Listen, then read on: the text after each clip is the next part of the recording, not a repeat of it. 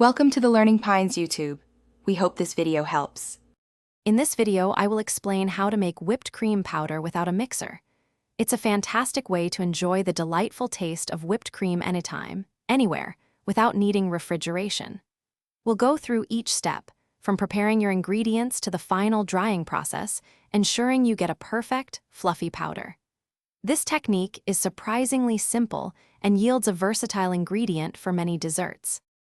To begin, gather your essential ingredients: 1 cup of very cold heavy cream, 2 tablespoons of powdered sugar, and 1 teaspoon of vanilla extract.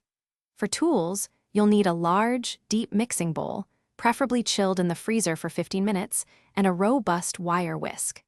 Having everything cold helps the cream whip up much faster and more effectively, giving you that desired fluffy consistency. Now for the fun part, hand whipping. Pour your cold heavy cream, powdered sugar, and vanilla extract into the chilled bowl. Begin whisking vigorously in a consistent circular motion. The key is to incorporate as much air as possible. Keep going, and you'll notice the cream thickening. After about 8 to 10 minutes, you should achieve firm, stiff peaks, indicating it's perfectly whipped. Once your cream is perfectly whipped, gently spread it thinly and evenly onto a baking sheet lined with parchment paper.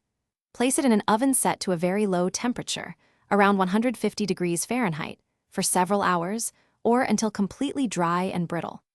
After cooling, crush the dried cream into a fine powder using a spoon or a food processor. Store your homemade whipped cream powder in an airtight container at room temperature for future use. Thanks for watching.